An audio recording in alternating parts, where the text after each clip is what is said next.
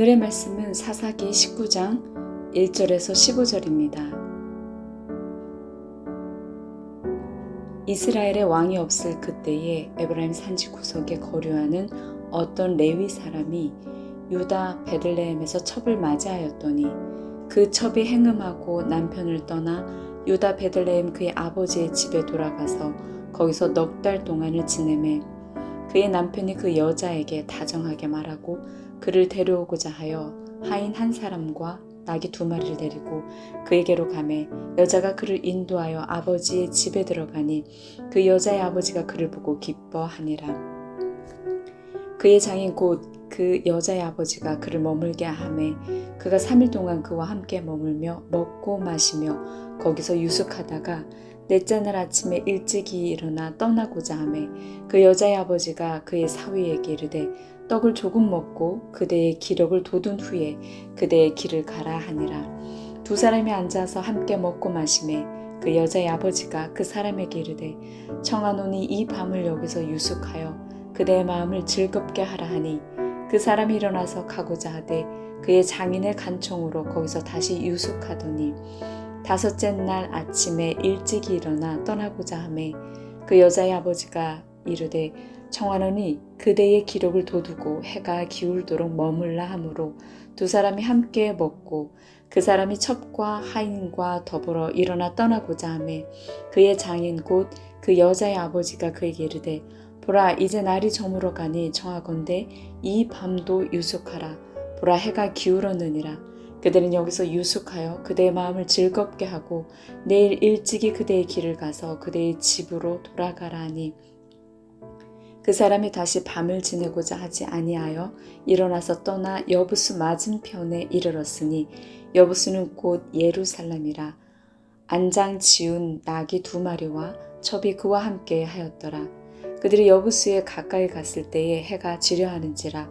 종이 주인에게 이르되 청하건대 우리가 돌이켜 여부수 사람의 이 성읍에 들어가서 유숙하십시다 하니 주인이 그에게 이르되 우리가 돌이켜 이스라엘 자손에게 속하지 아니한 이방 사람의 성읍으로 들어갈 것이 아니니 기브아로 나아가리라 하고 또 그 종에게 이르되 우리가 기브아나 라마 중 한 곳에 가서 거기서 유숙하자 하고 모두 앞으로 나아가더니 베냐민에 속한 기브아에 가까이 이르러 해가 진지라. 기브아에 가서 유숙하려고 그리로 들어가서 성읍 넓은 거리에 앉아 있으나 그를 집으로 영접하여 유숙하게 하는 자가 없었더라. 아멘. 오늘은 사사기 19장 1절에서 15절까지 말씀을 묵상하도록 하겠습니다. 사사기 시대는 왕이 없는 시대예요. 왕이 없는 시대. 그래서 오늘 본문의 말씀은 이스라엘의 왕이 없을 그때에 이렇게 시작하고 있어요. 이게 사사기 시대의 특징이 되는 것입니다. 사사기 시대는 하나님이 왕이신데 하나님을 왕으로 인정하지 않아요. 그러니까 하나님 말씀이 기준이 되는 시대가 아니라 자기 감정, 자기 생각이 기준이 되는 그런 시대에 살았다는 말씀입니다. 그러니 우리가 살고 있는 시대도 한번 잘 생각해 볼 필요가 있겠죠. 우리가 지금 어떤 마음으로 사는가. 하나님 말씀이면 순종하고 하나님 뜻대로 행하는 그 사람은 바로 하나님의 사람입니다. 그러나 내 생각, 내 감정이 중요한 사람은 마치 사사기 시대의 특징이 드러나는 것과 같다. 그래서 17장, 18장에서 보면 영적인 타락이 이어졌고 오늘 19장에 보니까 이제는 도덕적인 타락까지 이루어지게 되는 것입니다. 이때 에브라임 산지 구석에 거류하는 한 레위인의 이야기가 등장하고 있어요. 여기 거류한다는 말은 잠시 머문다는 뜻입니다. 본래 레위인은 하나님이 정착하라고 주신 48개 성읍이 있었어요. 그리고 그들은 나머지 11지파가 주는 11조로 살게 되었습니다. 그런데 이스라엘이 레위지파에게 자기의 의무를 행하지 않자 이스라엘 이 레위지파들이 그곳을 떠나 에브라임 산지 구석에 거류하게 된 것입니다. 그런데 이 레위인이 유다 베들레헴에서 첩을 맞이하였다 이렇게 기록하고 있어요. 여기 첩이라고 하는 것은 바람을 피웠다 그런 이야기가 아니라 정식적인 아내인데 2번째 혹은 3번째 아내라는 뜻이 되는 것입니다. 레위인은 누군가요? 그 당시 신앙적 지도자예요. 그런데 이 레위인이 일부 다처제를 받아들이고 자기를 위하여 많은 아내를 두었다는 사실입니다. 그런데 그 첩이 또한 말썽이에요. 오늘 2절에 보니까 그 첩이 행음하고 남편을 떠나 유다 베들레헴 그의 아버지 집에 돌아가서 거기서 넉 달 동안 지내매. 그래요. 여기 레위인의 첩이 행음했다. 이 말은 히브리어로 보면 매춘했다 그런 뜻입니다. 이런 행동이 드러나게 된 거예요. 그러니 처벌이 두려워 남편을 떠나 고향 아버지 집으로 도망을 가게 된 것입니다. 그리고 아버지 집에 넉 달 동안이나 가 있었어요. 만약 그 당시 율법 정신이 살아있더라면 아마 돌에 맞아 죽을 그런 엄청난 범죄죠. 그러나 그 당시 영적으로 타락한 시대의 모습이 어떠한지 이 모든 것이 받아들여질 뿐만이 아니라 아버지 집에 도망갈 수도 있는 그런 시대가 된 것입니다. 레위인은 이 일을 바로잡을 기회가 있었습니다. 행음한 첩을 정리하고 그 관계를 끊어버려야 했어요. 그런데 레위인은 오히려 아무 말 없이 그 여인을 다시 데려오고자 했어요. 3절에 보니까 그의 남편이 그 여자에게 다정하게 말하고 그를 데려오고자 하여 하인 한 사람과 나귀 2마리를 데리고 그에게로 가매 여자가 그를 인도하여 아버지의 집에 들어가니 그 여자의 아버지가 그를 보고 기뻐하니라. 그래요. 여기 레위 사람이 다정히 말했다. 그러니까 그의 비유를 맞추었다. 그리고 그 결과 그를 다시 데려오고자 했다. 다시 말하면 잘잘못을 따지지 아니하고 그저 용서하고 덮어주기로 한 것입니다. 그리고 4절에 보니까 이 여자의 아버지를 장인이라 이렇게 표현한 것을 보아서 정식적인 아내였음을 알게 되는 것입니다.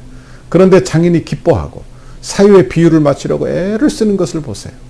자기 딸이 문제가 되어 자기 집으로 돌아왔는데 사유가 찾으러 왔어요. 그러니까 아버지가 죄인 되는 입장에서 딸의 문제를 어떻게 해결해 보려고 사유의 마음을 맞추게 되는 것입니다. 이것은 그저 자기 집에 머물고 쉬었다는 이야기가 아니에요. 여기 함께 머물고 유숙했다는 말은 잔치를 베푼 거예요. 그러니까 장인이 사유를 위하여 계속 잔치를 베풀고 있는 거예요. 3일이 지나고 일어나 돌아가려고 하는데 장인이 떡을 조금만 먹고 더 가라. 기력을 더 돋운 후에 가라 하며 밤이 되었으니 하루만 더 유숙하고 가라 하며 그를 계속해서 붙잡는 것입니다. 그러자 이 레위 사람은 장인의 간청을 이기지 못하고 그대로 주저앉게 되는 거예요. 그러나 레위인의 입장에서 보면 장인의 말에 순종할 그런 문제가 아니었습니다. 그는 안식일을 지키기 위해서 속히 일어나 가야 됐어요. 5째 날 아침에도 일어나 가려고 하는데 그 여자의 아버지가 또 붙잡습니다. 기력을 돋우고 가라. 해가 저물었으니 또 하루 유숙하고 가라. 9절에 보니까 그 사람이 첩과 하인과 더불어 일어나 떠나고자 하매 그의 장인 곧 그의 여자의 아버지가 그에게 이르되 보라 이제 날이 저물어 가니 청하건대 이 밤도 유숙하라. 보라 해가 기울었느니라. 그대는 여기서 유숙하여 그대의 마음을 즐겁게 하고 내일 일찍 그대의 길을 가서 그대의 집으로 돌아가라 하니. 그래요. 그러니까 정말 떠나갈 시간이 이제 된 것입니다. 더 이상 미룰 수 없게 되었어요. 이제 저녁이라도 떠나지 않으면 안 되었습니다. 그래서 떠나가다가 종이 여부수 사람의 성읍에 머물자 하는 이야기를 거절하고 기브아로 가자고 해서 기브아로 가게 되는 것입니다. 그곳에서 한 노인을 만났죠. 그리고 그곳에 머물게 되는 것입니다. 기브아는 어떤 곳이냐? 베냐민 지파에 속한 그런 동족의 땅입니다. 그러니까 자기 민족의 땅이에요. 그런데 그곳에 가보니까 아무도 자기를 도와줄 사람이 없는 거예요. 자기 집으로 영접해 드릴 사람이 없는 거예요.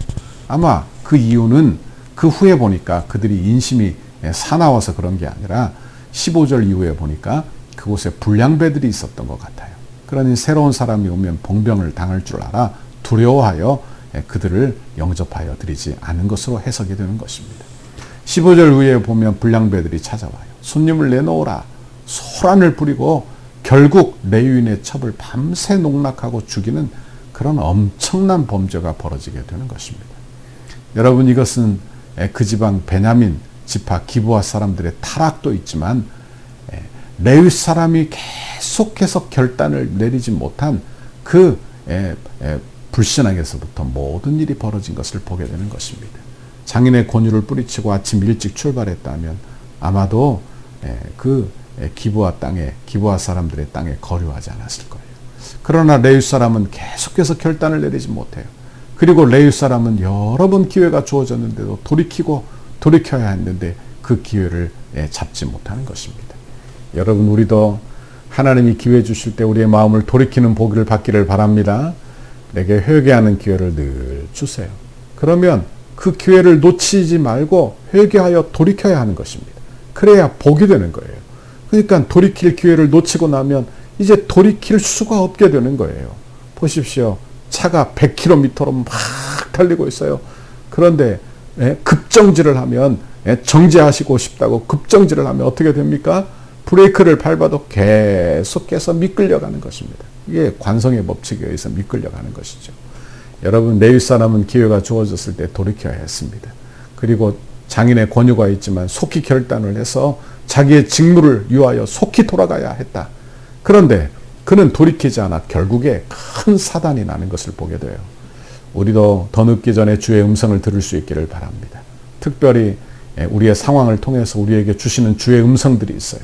하나님이 막으시거나 하나님이 막으신다는 그런 느낌이 들 때 회개하고 정신을 바로 차려야 하는 것입니다. 그렇지 않으면 결코 결국에는 돌이킬 수 없는 정도까지 늦어버리게 된다는 것을 우리가 기억할 필요가 있는 것입니다.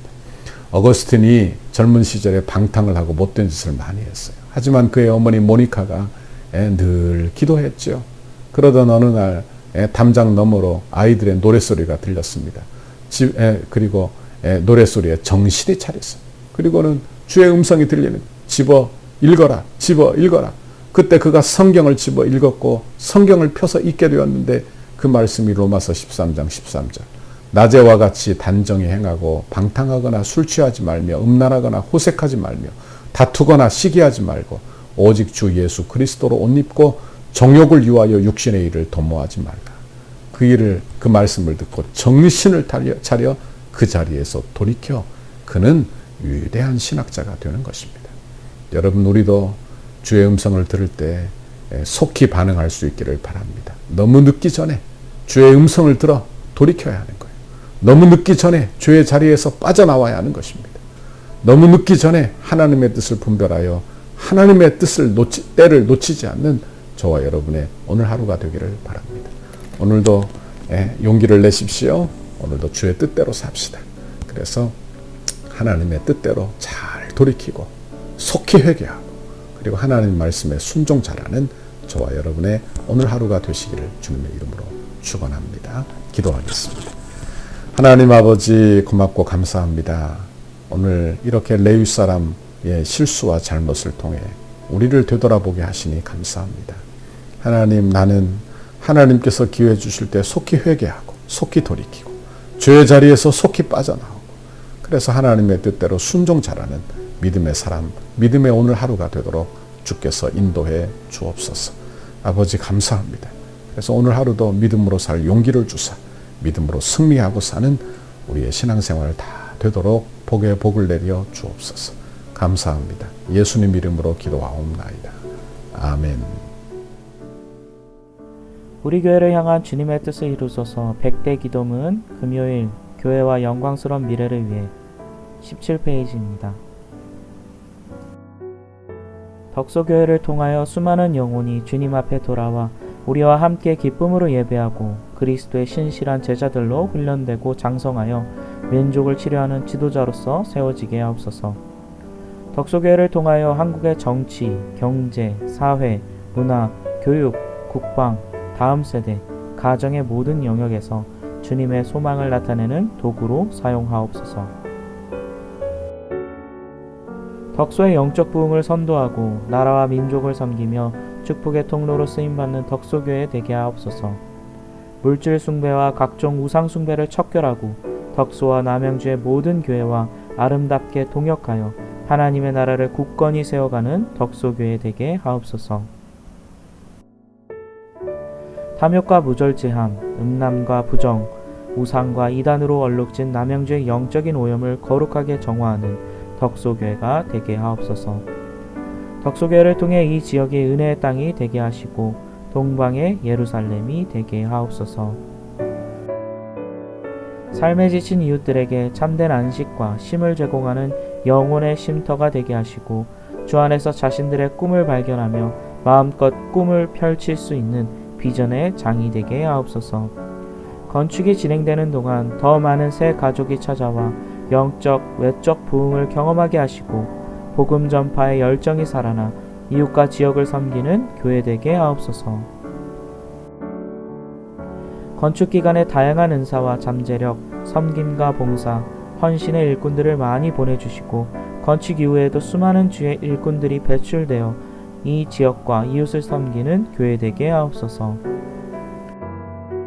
새롭게 세워질 건물을 통해 통일시대를 준비하며 다음 세대를 세우고 많은 불신자에게 복음을 전하는 생명의 공동체로 세워지게 하옵소서.